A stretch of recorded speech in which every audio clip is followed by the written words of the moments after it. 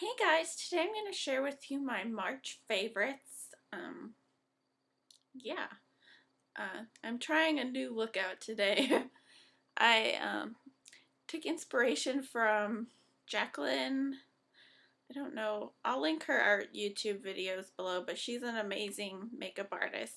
And she did like a very natural eye with like a bold pop of green underneath, and I don't have any green, so I decided to do blue, and I actually really like it. I think it's kind of worn off in my waterline, but um, I think it looks really nice.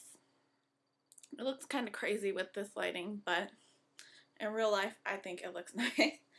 My first favorite is a new foundation I picked up, and it's the Makeup Forever Professional Matte Velvet Plus foundation. And mine is in number 15, which I believe is the lightest. I just really like the finish and the coverage of this foundation. I've heard Tiffany D talk about it, and I'll also link her channel down below. And I always thought it was going to be like really thick and heavy because, you know, that velvet thing, you think of like super matte. And it's really not. It's like super natural. It's just very like not light, but it doesn't feel like a thick foundation. Like I feel like it blends in very well and it's very natural looking. So I really love this. If you have oily skin, definitely give this a try because it's amazing. My next favorite is a mascara that I got my Birchbox, and it is the Eyeko Black Magic Mascara. And it has this really nice curvy wand, and I think it just gives a lot of lift and volume, and I really like it. I'm wearing it today, and I don't think you can probably really see my lashes, but I really like it, and it doesn't irritate my eyes or like flake in my contacts, which is a problem that I have. And it is, I think, drying up because it's starting to flake a little, but I really love this. I'd highly recommend it. I think Eyeko's known for their mascara, so it wasn't a really big surprise that it was so good, but I really liked it. Another thing that I've been loving this month, well, I think this might have been in another favorite. This might have been in all my monthly favorites, but it's the Take on the Day Mattifying Powder by Wet n Wild, and I did hit pan on it, and it's just a beautiful setting powder.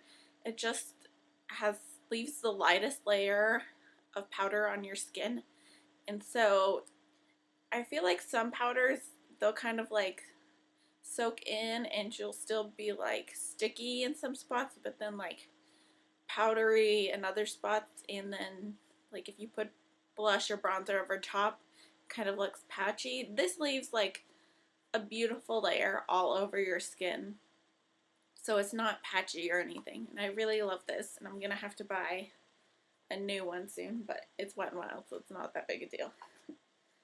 For eye products today, or not today, for eye products, I've been sticking to a very neutral, basic look, and I've been loving this Shiseido palette. There's like hair stuck in it. I just depotted it. And this is the, sorry, I have to find the Luminizing Satin Eye Color Trio in BR304 Strata. And it's just like a really nice champagne, a nice warm brown, and then like a darker brown. They all have shimmer in them, but I feel like it doesn't come off because I always use this brown in my crease and it doesn't look like super shimmery. They're just beautiful natural colors and they blend beautifully. I know I have a towel somewhere. They just blend so beautifully and it's a really nice, quick, easy look. So I really like that trio. And then the other eye look that I've been loving is from the Urban Decay 2 palette, which I pulled out, and I've been loving Verve, which is this like silvery taupe color, or silvery, I don't know, it's like a silver, but not like a full-on silver. And then Snake Bite in the crease, which usually I don't do a shimmer in the crease, but I really like this one. Then I'll usually do Foxy, which is a matte, like, buttery color as a highlight to kind of soften it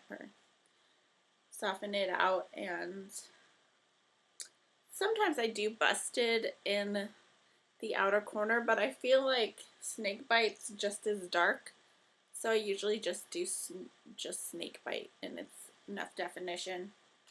So really been loving this. It's kind of surprising because it's not like really spring colors. You would think more like the Naked One with the bronzies, or Naked 3 with the pinky pretty colors. But for some reason, I've been loving this, and it's not really spring here. It's been like pouring rain and windy. So I have a lot of lip products. I feel like I'm either doing like a super natural, almost nothing lip, or I'm like full on color lip. And so for the natural lip, there's 3 products that I've been switching back and forth, and they're like my most expensive products. Isn't that always the case? The first one is my Dior Lip Glow. This is my first high-end lipstick and started a very bad habit.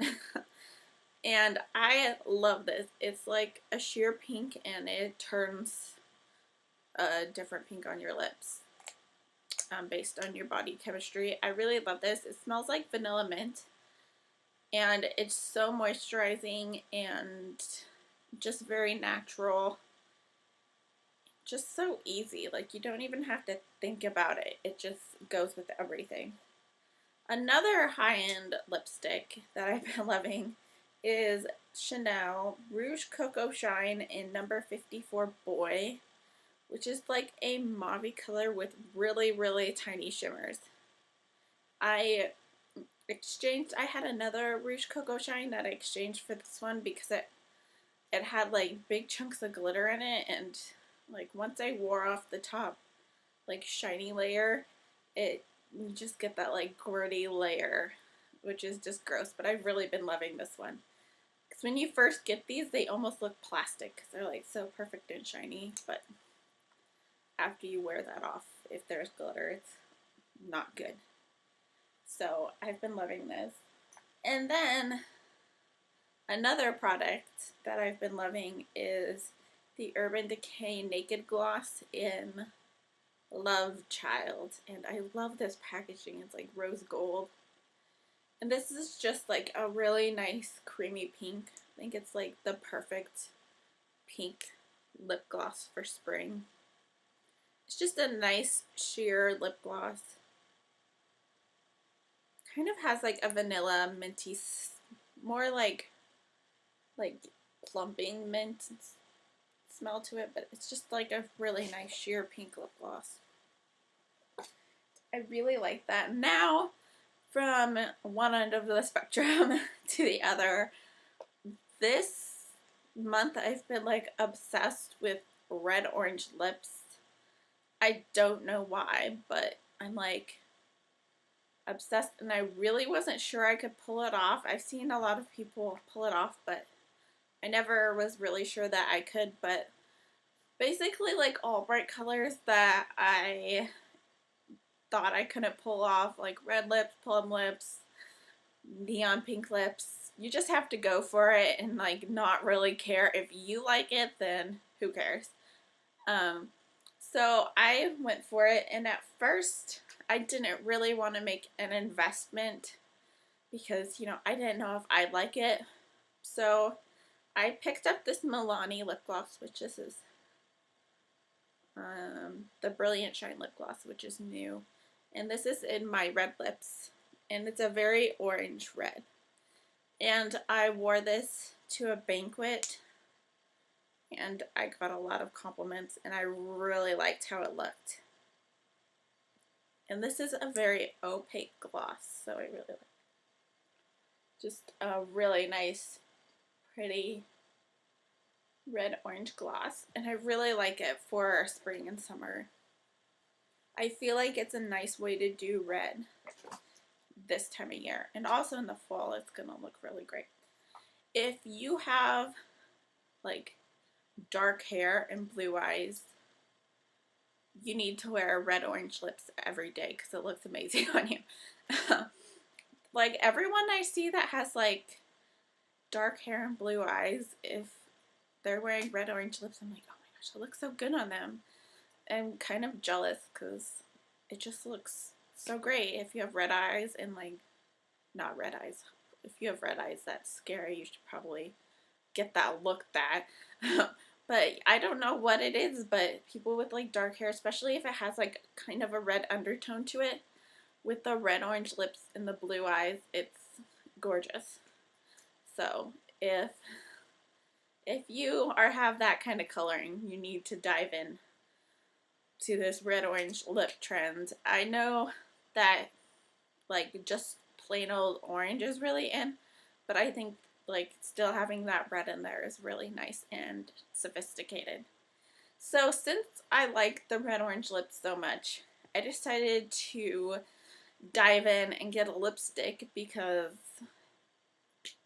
I don't know, sometimes gloss isn't, well, this is a pretty like thick gloss because it is very opaque and it was really sticky, and not that it was bad, but you know, you just don't want that all the time, especially if you're gonna be like outside.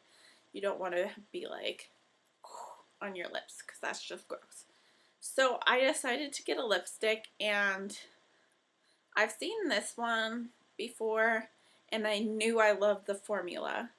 I don't know why I didn't look at MAC, but I just knew this was a red orange, and I swatched it at Ulta. I did buy it from another store, but I had seen it at Ulta, so I knew what it looked like. And I knew it was red with orange undertones, and I just knew it was going to be what I wanted. So I went ahead and ordered it, and it's the Bare Minerals Moxie lipstick in Live It Up, which is a red orange, obviously. And oh my gosh, I just love this formula. It's so creamy and gorgeous. And it's definitely, I think, less red orange or less orangey than this one. You can swatch them. It's more like a tomato red. I don't know. Swatch the lip gloss almost looks more red, but there they are together. I love it. I know this is what I'm going to be in like all summer long. And I think it goes really well with like the nautical thing. So that is everything that I've been loving this month. I guess one more thing that I will share with you is the Shiseido Luminizing Face Powder in the white shade, which I have right here. My friend's a Shiseido artist, and she used this on me for my wedding. She's done like engagement picture makeup, wedding makeup. She's amazing, and I always look at my wedding pictures and I'm like, dang, I look good. Which is probably due a lot to Photoshop and having a really good wedding photographer and a really good wedding makeup artist. But I just like love the glow on my cheeks.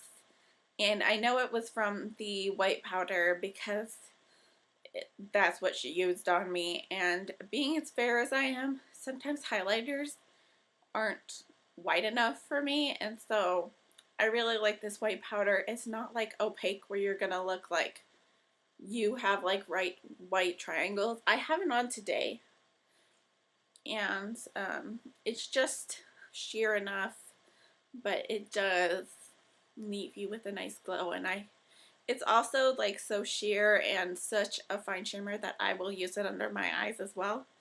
I just really love it. I think Shiseido is a really underrated brand. I love their skincare. If you're looking for a good skincare and you're kind of like in your mid-20s like I am, the Ibuki line is amazing. I have it like right there. it smells so good. Like even if it didn't work, which it does, I would just want to use it because it smells really good. But I've been loving that skincare because I finally switched over to the Ibuki cleanser because I finished up my Pureness cleanser, and I just love it. It smells so good. So now, for like the first time ever, I'm using like the complete skincare set of one brand. Actually, when I worked for Clinique, I used the whole line, but my skin wasn't as good as it's been now, and I really love the Ibuki line. And it's not too bad. Like, it's high-end skincare, but as far as like high-end skincare goes, it can get pretty much you can spend like $600 or, you know, $500, but I think the most expensive thing's probably the moisturizer, and I think that's like $40. But I think like the toner and the wash are like 20, 30, or somewhere in the 20s. So it's not extremely expensive, but it's not extremely cheap. But for me, it works really well, and my skin is something that I want to look really nice. So it's worth the investment for me. So that's what I've been loving that I don't have to show you, except in the very background, is the Shiseido Ibuki line, which smells so good. I wish you could all smell it. If you like the Chanel Chance Eau Tendre perfume, you will really like the Ibuki because I think it smells very similar, and the Chanel Chance Eau Tendre is like my favorite perfume of all time. So I'm not gonna keep rambling. I'm gonna stop rambling, and I will talk to you later. Bye.